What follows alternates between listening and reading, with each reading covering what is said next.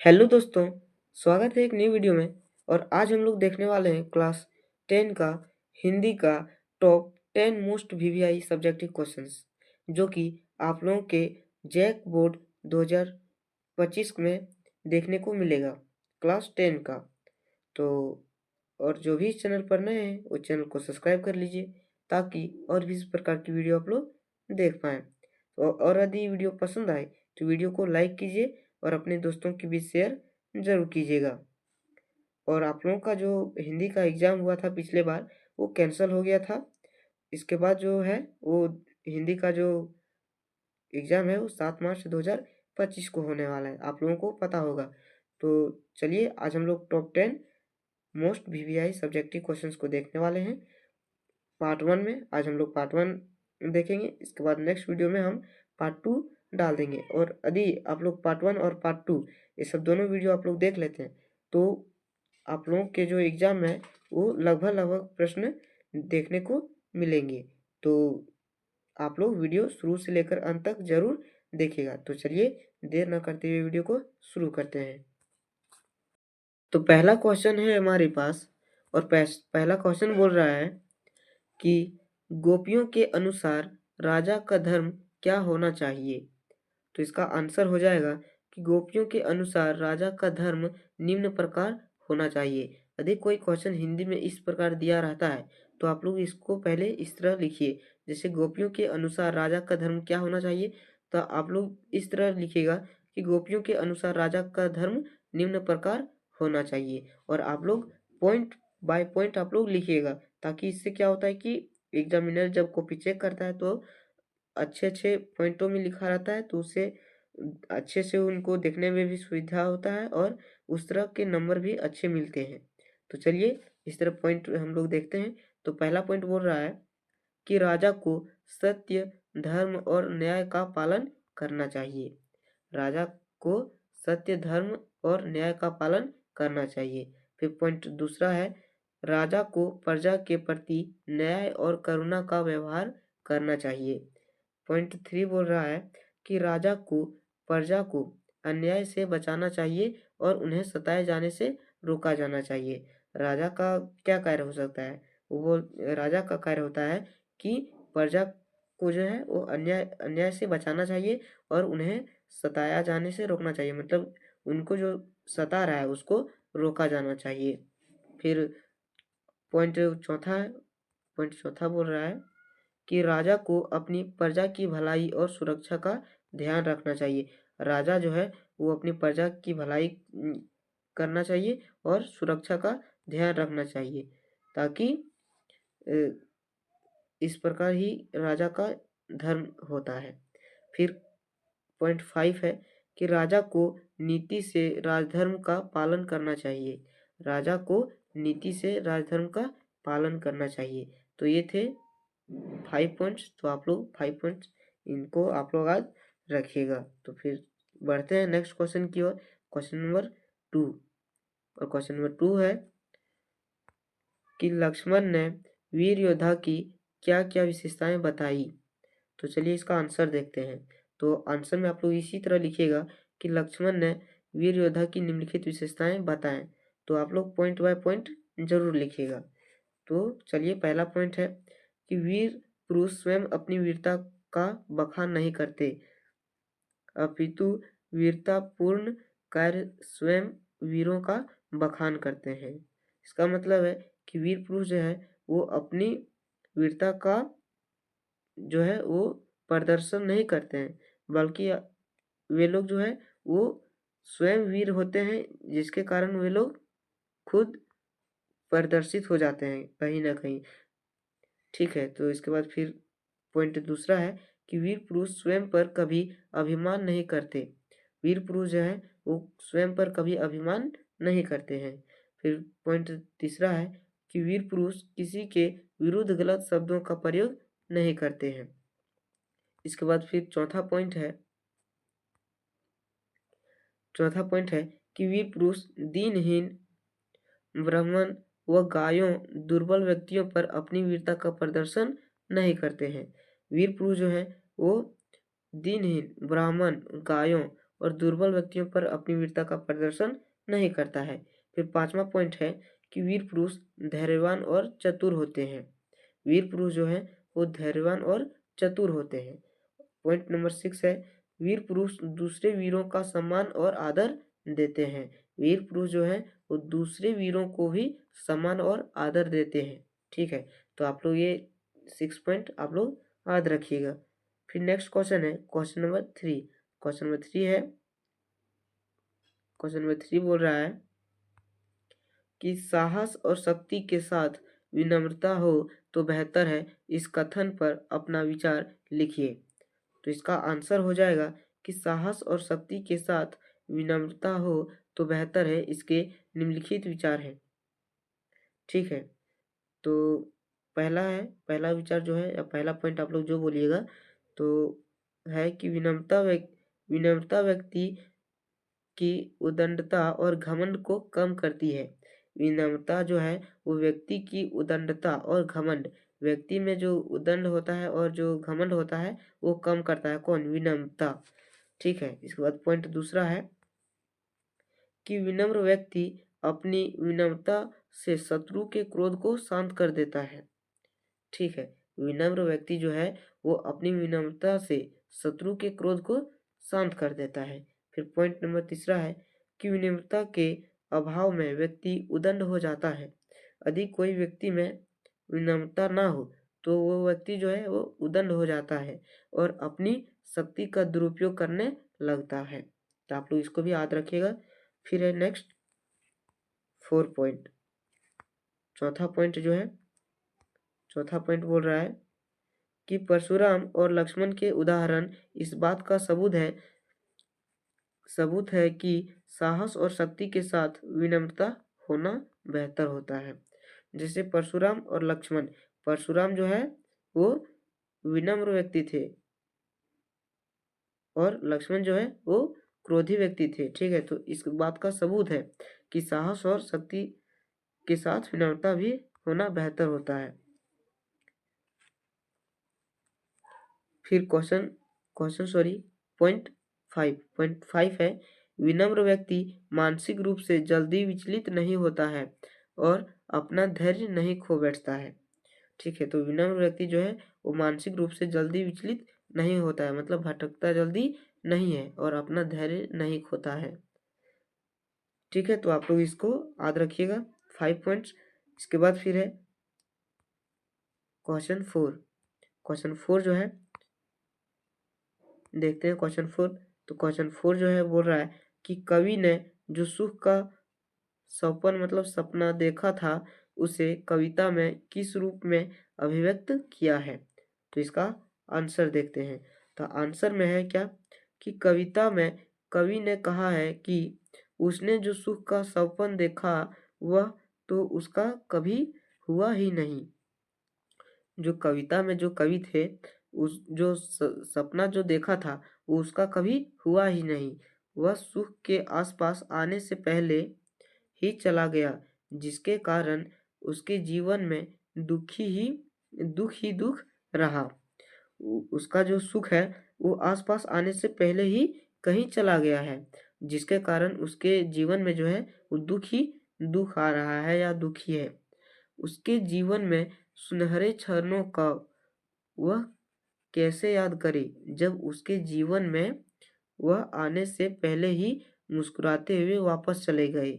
उसका जो सपना था वो उसके पास आने से पहले ही मुस्कुराते हुए कहीं चले गए, वापस चले गए।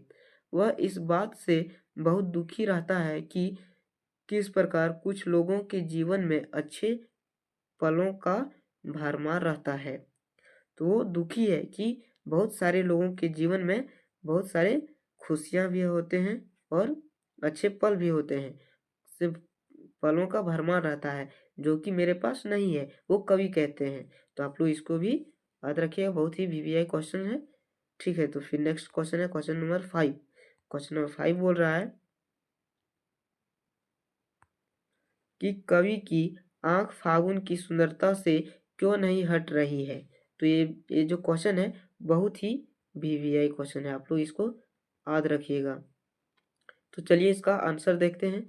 आंसर क्या है कि कवि की आंख फागुन की सुंदरता से इसलिए नहीं हट रही है क्योंकि फागुन की महीना प्रकृति की सुंदरता का प्रतीक है।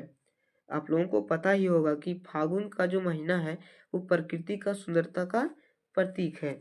इस महीने में चारों ओर हरियाली, फूलों की बहार और मौसम का सुहावना होना कवि को आकर्षित करता है। क्योंकि क्योंकि जो कवि की जो आंख फागुन की सुंदरता से क्यों नहीं हट रही है, क्योंकि जो फागुन का जो महीना है वो प्रकृति की सुंदरता का प्रतीक है। आप लोगों को पता होगा। फिर क्या बोल रहा है कि इस महीने में चारों ओर हरियाली होती है, ठीक है। इसके बाद फिर फूलों की बहार, मतलब जो फूलों का जो पौधा है, फूल का जो पौधा, उसमें हरे भरे फूल आ जाते हैं, रंग बिरंगे फूल। और मौसम का सुहाना होना कवि को आकर्षित करता है, ठीक है। इसलिए कवि की आंख फागुन की सुंदरता से हट नहीं रही है। फिर नेक्स्ट क्वेश्चन है क्वेश्चन नंबर 6। और क्वेश्चन नंबर 6 बोल रहा है कि कवि के अनुसार फसल क्या है।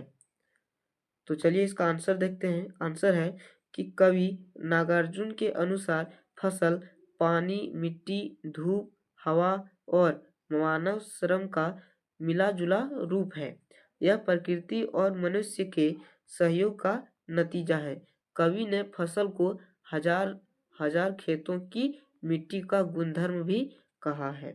तो आप लोग देख लीजिएगा, एक बार अच्छे से पढ़ लीजिएगा, ठीक है। क्वेश्चन नंबर 6, कवि के अनुसार फसल क्या है, आप लोग इसको याद रखिएगा। ये जितने भी प्रश्न हम बता रहे हैं वो पिछले साल, या तो जैसे जितना भी 2019 2007 से लेकर 2024 तक जितने भी प्रश्न पूछे गए, बस उन्हीं प्रश्नों को हम यहाँ क्वेश्चन बैंक से उठा के डाले हैं। और आप लोग यदि इन सभी प्रश्नों को कर लेते हैं अच्छे से, तो आप लोगों को जो है वो एग्जाम में इन सभी प्रश्नों के बीच में से ही देखने को मिलेंगे। तो चलिए क्वेश्चन नंबर 7 की ओर चलते हैं।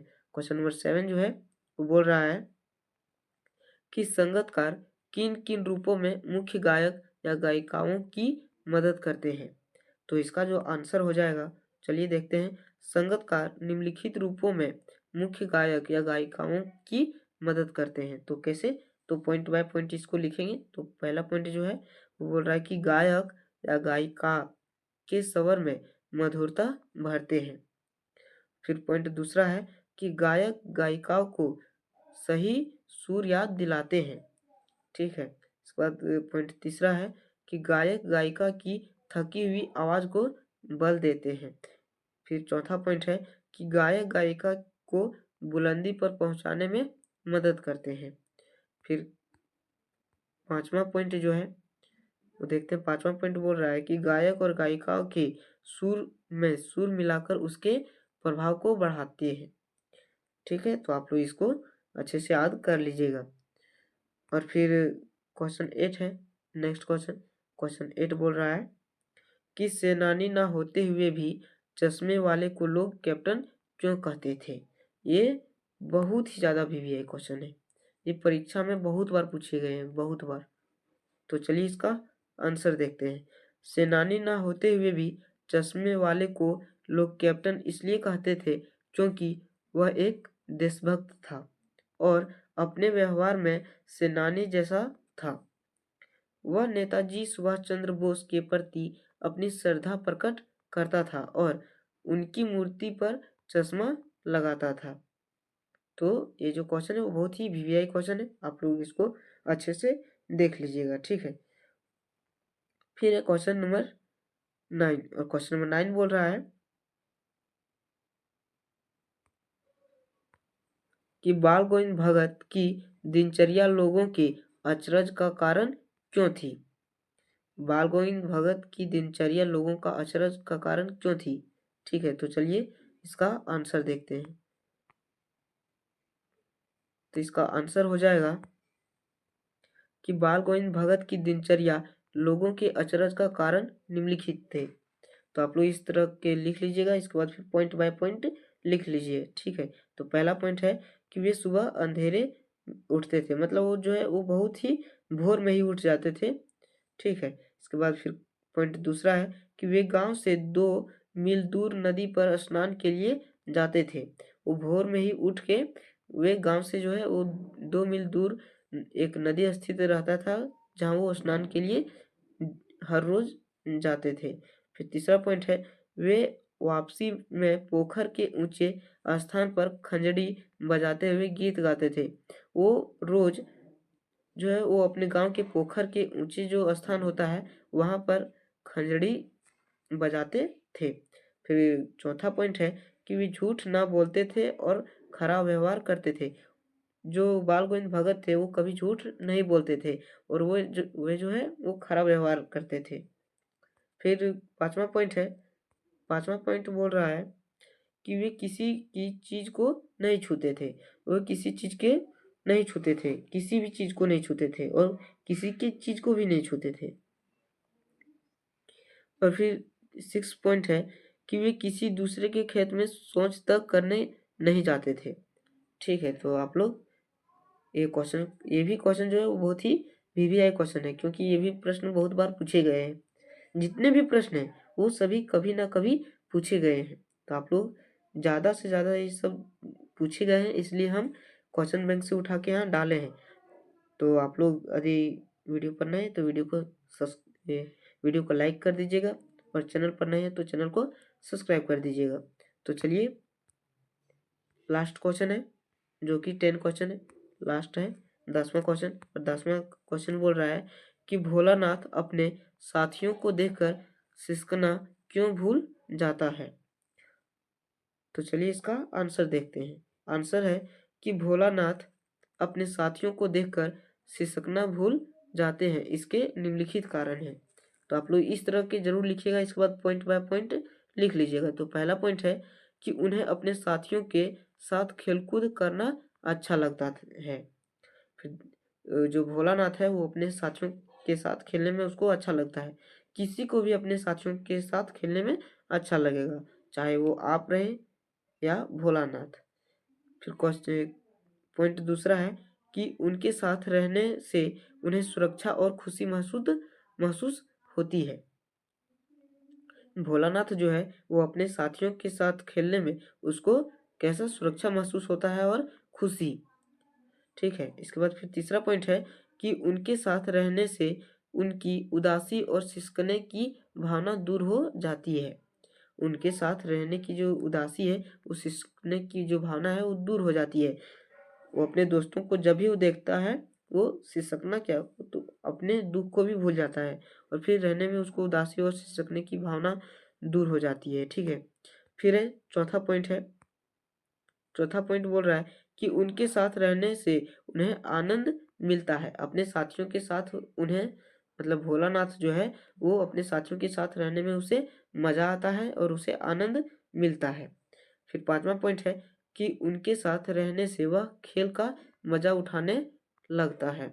तो वो जो है वो अपने साथियों को देखता है, फिर अपने साथियों के साथ खेलने में उसको बड़ा मजा आता है और वो खेलते भी रहता है। ठीक है, तो ये जो 10 प्रश्न जो थे वो बहुत ही वीवीआई थे। ठीक है, तो ये पार्ट 1 है, पार्ट 2 हम डाल देंगे।